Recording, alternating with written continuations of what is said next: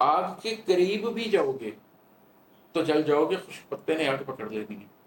اسی طرح یہ حدود اللہ جو ہیں اس کے اندر آپ نے رہنا ہے، اس کے کنارے کے پاس بھی اگر آپ گئے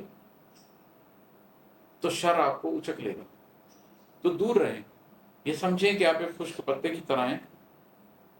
آپ کا نفس کسی بھی وقت بھسم ہو سکتا ہے، کسی بھی وقت جل سکتا ہے، اس لیے کہ دنیا آگ لگانے کے لیے تیار بیٹھی ہے، اس سے دور رہیں۔ اپنے آپ کو یہ مت سمجھیں کہ آپ ایک ایسی جگہ پر پہنچ چکے ہیں جہاں پر دنیا آپ کے اوپر اثر نہیں کر سکتی۔ جس دن کسی شخص نے یہ سمجھ لیا کہ اس کا نفس اس مقام پر پہنچ گیا ہے کہ اب شیطان اس کا کچھ نہیں بگاڑ سکتا، وہ دن اس کے لیے شاید ہدایت کا آخری دن ہوگا، اسی دن شیطان اس کو اچک کے لے جائے گا۔ اور ہے کہ برف جذبے ہوں کہ پتھریلی نگاہیں، جس دن برف جذبے ہوں کہ پتھریلی نگاہیں، جس دن قلب سلگے گا تو تم پورے پگھل جاؤ گے۔ اگر آپ کے جذبے برف ہو چکے ہیں اور اگر آپ کی نگاہیں پتھر ہو چکی ہیں تو اپنے قلب پر دھیان دیں۔ میں جب ان لوگوں سے ملتا ہوں جو کہتے ہیں کہ اب ہماری زندگی میں جذبوں میں کوئی رونق نہیں بچی، صرف منجمد جذبے رہ گئے ہیں، صرف جم چکے ہیں۔ وہ افتخار عارف صاحب کی ایک بڑی خوبصورت نظم ہے نا، جس کے اندر انہوں نے اس پورے ایک منظر کشی کی ہے، اس کی غالباً کینیڈا کے حوالے سے ہے کہ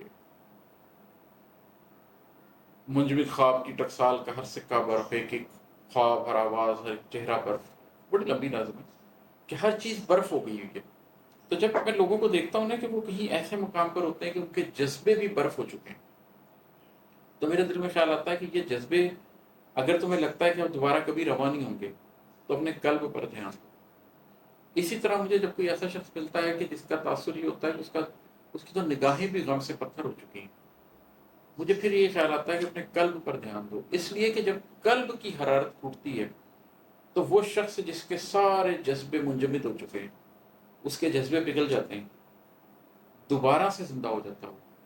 وہ شخص غموں کی وجہ سے جس کی آنکھیں بھی پتھرا چکی ہوتی ہیں، آپ دیکھتے ہیں کہ اس کی آنکھوں کے اندر سے دوبارہ سیل رواں بہتا ہے، اور اس کے بعد ان پتھریلی نگاہوں کی جگہ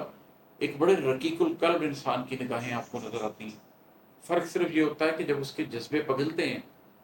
تو جذبے جمنے سے پہلے تو صرف اس کی ذات کے جذبے ہوتے ہیں، لیکن وہ جب قلب کی حدت سے پگھلتے ہیں